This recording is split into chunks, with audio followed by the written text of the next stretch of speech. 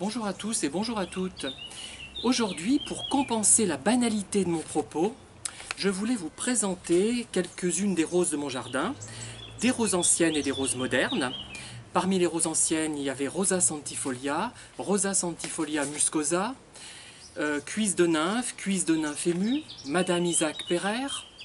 Parmi les roses modernes, il y avait des variantes qui imitent les roses anciennes, des roses anglaises, hein, orange essentiellement, rose aussi.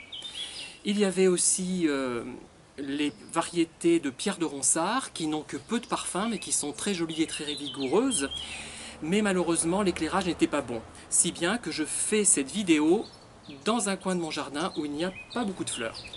Alors, quand je parle de la banalité de mon propos, je fais allusion au critère numéro 14 des 20 caractéristiques qui permettent de définir la personnalité perverse narcissique. Alors, le critère numéro 14, vous en avez tous entendu parler, on nous a rebattu les oreilles avec ça, c'est ce que nous vivons le plus souvent avec nos personnes manipulatrices, c'est le phénomène du chaud et du froid. Alors, pourquoi le pervers narcissique alterne-t-il ce chaud et ce froid? En fait, l'idée c'est de rendre la victime confuse. C'est pendant la période chaleureuse, on va dire, au cours de laquelle il nous flatte, il nous fait des cadeaux, où il est extrêmement gentil, où il nous propose une relation fusionnelle quasiment. C'est une manière de créer une dépendance. Une semaine plus tard, le comportement de notre cher pervers aura radicalement changé et il sera au contraire froid, distant, sans raison apparente, ce qui fait que la victime qui n'est pas très sûre d'elle, qui n'a pas écouté nos vidéos et qui n'a pas lu sur la perversion narcissique, va douter d'elle, elle va se remettre en question et se dire par exemple « Ah ben, s'il est froid, c'est que j'ai fait quelque chose qui n'allait pas. » Et elle va donc essayer de modifier son comportement pour l'adapter à celui du pervers, enfin à celui qu'attend le pervers, du moins qu'elle croit qu'il attend. Puisque vous savez que si le pervers vous reproche d'être trop bavard, vous allez vous taire, mais il vous reprochera d'être mutique. Il n'y a pas d'échappatoire, pas de solution. Son but, en faisant alterner le chaud et le froid, c'est de créer une sorte de dépendance, comme avec une drogue. Cependant, compte tenu du caractère puéril, profondément puéril du pervers narcissique, on peut en arriver à se demander s'il fait cela sciemment ou si c'est simplement la manifestation d'une personnalité qui n'est pas terminée, qui n'est pas développée. Voilà, tout simplement. Hein.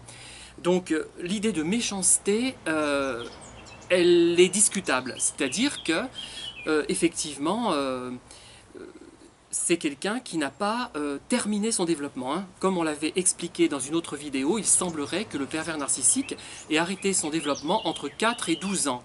4 ans pour les plus pénibles apparemment et 12 ans pour les plus supportables. Donc dans le meilleur des cas, ce sont de petits-enfants et dans le pire des cas, de petits-enfants et dans le meilleur, des adolescents. Mais le tout dans un corps d'adulte. Voilà. Qu'est-ce qu'on peut dire d'autre ?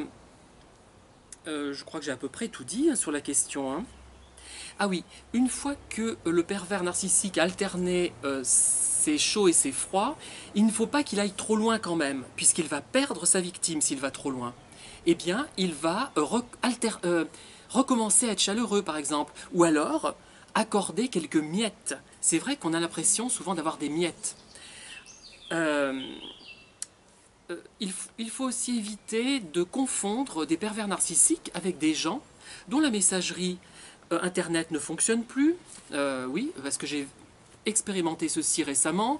J'ai envoyé des mails à ma mère, à un ami de Paris, qui ne sont effectivement pas arrivés. Donc je ne sais pas ce qui s'est passé. Est-ce que c'est un virus? Bref. Il y a aussi des gens qui souffrent de dépression passagère, qui sont surbookés parce qu'ils reçoivent plein de messages, passionnants d'ailleurs, mais plein de messages, parce qu'ils écrivent plusieurs livres à la fois, parce qu'ils travaillent, parce qu'ils doivent tondre le jardin, parce qu'ils doivent s'occuper de leurs roses. Donc il faut aussi faire la part des choses et ne pas taxer de pervers narcissiques, ne pas qualifier ainsi des personnes qui connaissent un désarroi ou un problème passager. Voilà, je vous remercie de m'avoir écouté. En tout cas, la prochaine fois, j'essaierai de de me présenter parmi les roses, parmi les fleurs. Et d'ailleurs, j'ai fait quelques vidéos florales et je les diffuserai. Bonne journée, au revoir.